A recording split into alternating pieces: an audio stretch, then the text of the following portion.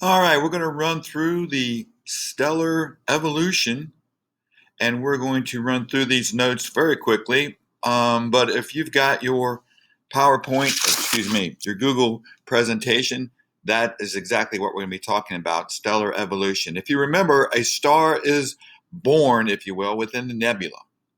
When the rotation and temperature are adequate, and there's enough collision to cause enough heat in the core, in the center, a protostar forms. Protostar meaning the first stage. Remember, we said that stars are like humans in the idea that they are born, they live, and they die. And here we have the various stages of the stellar development. We're going to focus on each one of these quickly, but today. Once a protostar is formed, it's got two options. If it's not big enough, remember that mass of the star is extremely important. If it's not big enough, then it's going to become a brown dwarf. It's not going to make it. Brown dwarfs are usually larger than a planet, but they're just too small to begin the fusion process to become a full-fledged star.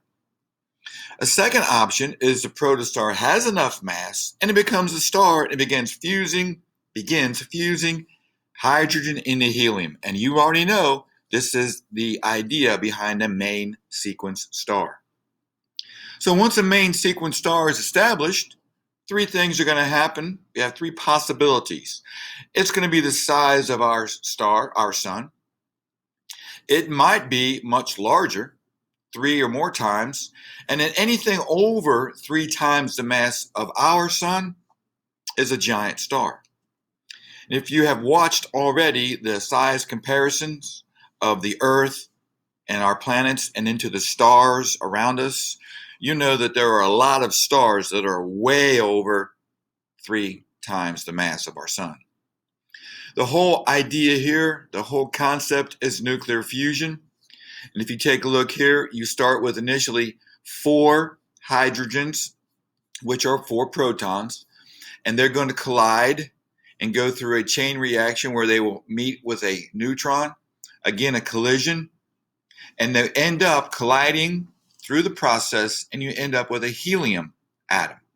Now over here we've got all this energy being released, and this energy was the mass of the hydrogens, but now it's been converted. So the mass was converted to energy. And this is gamma energy, but other types of radiation as well. A star's life, well, our sun usually has about 10 billion years or so worth of hydrogen. Our star is about 5 billion years, 4.6 if you want to be exact, years old, so it's about halfway through its life. Our sun will go expand to a red giant. Later, it will expand outward, throwing out what helium and hydrogen it has remaining, and then fade away into a white dwarf. Now, larger stars use up their hydrogen at a much faster rate. Any idea why? Well, the larger the star, the more gravity it has. The more gravity it has, the more it's trying to crush itself. And so it needs to fuse a lot of hydrogen to keep up that stellar equilibrium. So larger stars tend to have shorter lifespans.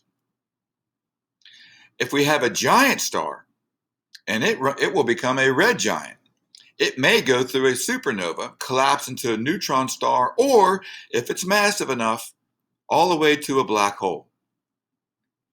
Here we have just a really quick peep at a red giant. And there in the core now, helium is now fusing into carbon. We still have some hydrogen left over, but it's in the outer realms of the core, and it's fusing. But the temperature is increasing and the star is expanding rapidly. Here is our sun. In comparison, here is a red giant star. We can take a look at some red supergiant stars, Antares. There's our friend Betelgeuse. And down here is our sun, our star down here. So as you can see, stars can get pretty massive. A neutron star is about, a little bit more, 1.5 times the mass of our star, our sun. And it's about 20 kilometers in diameter, very dense. and a black